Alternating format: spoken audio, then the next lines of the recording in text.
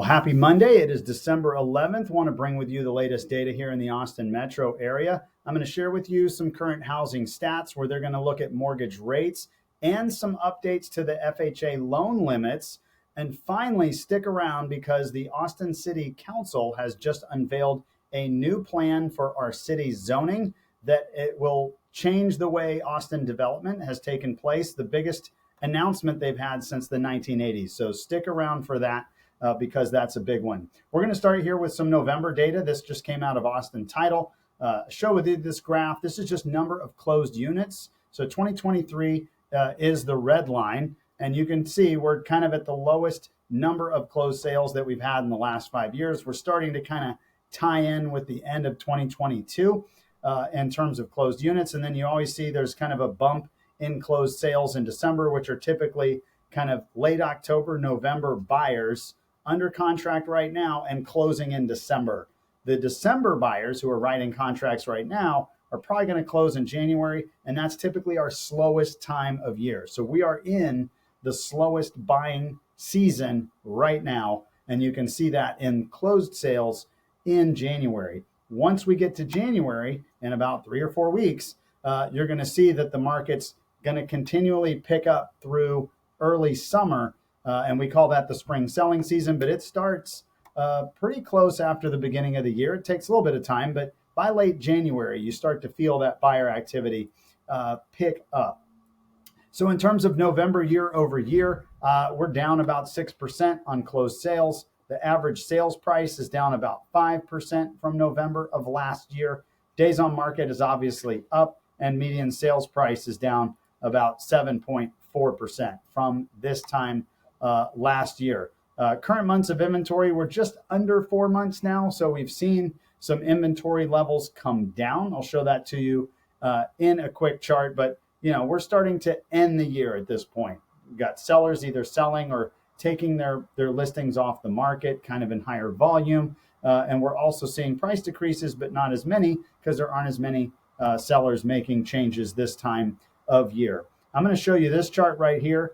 This is number of active versus sold listings as of right now on this Monday. So again, the green are active listings and the blue is closed sales. So if we go to November, as of right now, we sold less than 2,000 homes in November. I bet it'll trickle over 2,000 once they get all the final data in, but that's really, really low. Last January, we sold about 1,700. So that was our lowest point. But we haven't had December yet or January 2024 yet, and we're already at really low numbers. And so you can see those high interest rates we had all year, the rates were going up. It was just continually putting kind of downward pressure on the number of sales. But we are finally seeing the listings really cap off. We're now below 10,000 homes. When we got to February of last year, kind of our lowest point in inventory was about 8,700 homes. We're going to see if we get back to that level once we get to January, February next year. So that's active versus sold listings. Let's go to mortgage rates.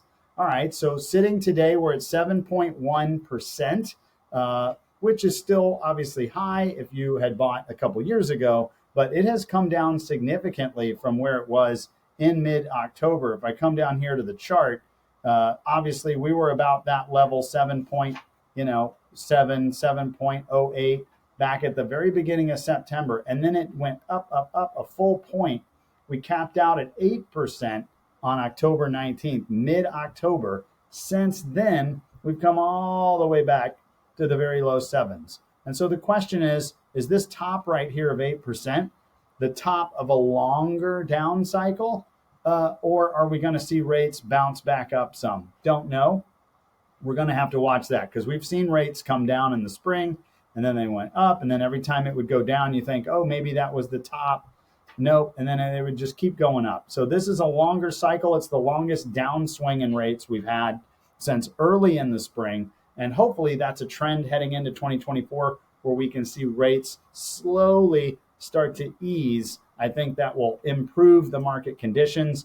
I think you will see more buyers come out in the market because prices are coming down. And if rates come down with them, at some point, those properties become a lot more attractive.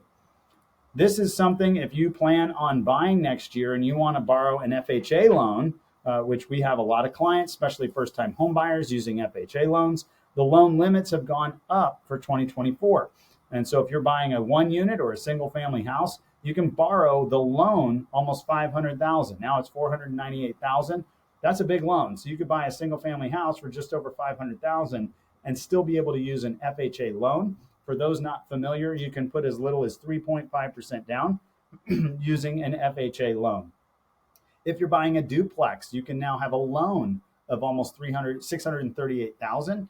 So again, you're buying a duplex probably somewhere in the 650, 660 range, and you can use an FHA loan. Or if you're buying a quadplex, you can borrow 958,000. Again, now you're buying a 4-unit, almost $1 million in value, and you can use an FHA loan. So that's big news, but not as big as the news I'm about to share with you.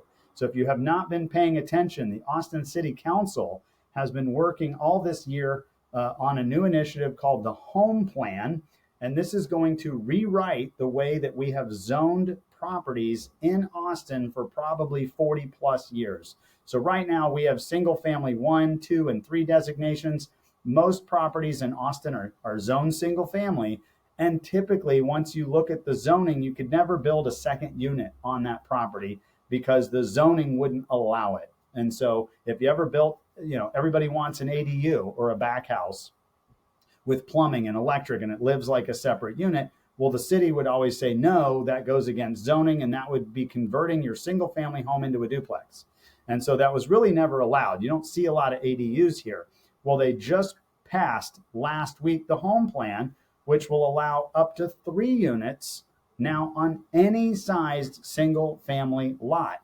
That's huge. And so this isn't going to happen overnight. They're not going to start accepting those permits until at least next February. But more importantly, there are still deed restrictions. There are still HOAs. There are still some layers that you might have to work through to see if you can convert a property to build more units. But now, if somebody has a garage and they want to convert that garage into a small studio apartment with a bathroom and a kitchen, this should allow them to do that. If they have enough impervious cover, they should be able to build maybe a little back house, like a 400 square foot studio apartment that has a kitchen and a bathroom, and another person could rent that.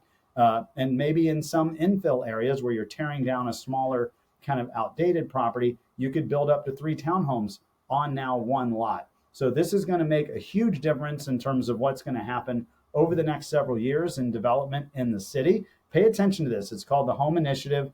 The second phase is right now there's a minimum lot size. It's over 5,000 square feet that you have to have for each unit. In other words, 5,000 square feet would build 1 single family lot. They want to reduce that in the second phase, I think, to 2,500 square feet. So now you can have smaller lots that you can sell to people, build smaller homes on them. You can have smaller lots. Let's say you have a big 10,000 square foot lot. Instead of having that be 1 lot, you could essentially sell that in 3 parts, build 3 units and have 3 different driveways and have 3 different lots there. And so this is kind of a big change in Austin. Surprisingly, there's been a lot of pushback in years past to different ways to rezone. If anybody followed Code Next, which was several years back, that didn't really go anywhere. This one kind of moved faster. And I think people are starting to realize, because of how fast Austin appreciated during the pandemic, I think they're realizing if we don't do something, it's going to get unaffordable for everybody. So pay attention to this. This Home Plan is really interesting. If you plan to develop or if you own property and you want to build an ADU, hey, now you might be able to do it. This is just layer 1, but pay attention to that. Anyways, I hope all this information is helpful. If you want to follow all of our videos, please check out our YouTube channel at Ryan Kelly Group on YouTube. Click the subscribe button, and that way you can make sure you're getting all of our videos on time. If you're an active client, I will do my best to email these to you each and every week. But finally, if you're planning to buy, sell, or invest in Austin or in the surrounding areas in the next coming months, please reach out to us. We'd love the opportunity to chat with you and help you prepare as we get towards 2024. Put your game plan together so that you can buy or sell a great property here in the market. Until then, we've got some nice weather this week. Go out and enjoy it, and we'll talk to you next Monday. Thanks.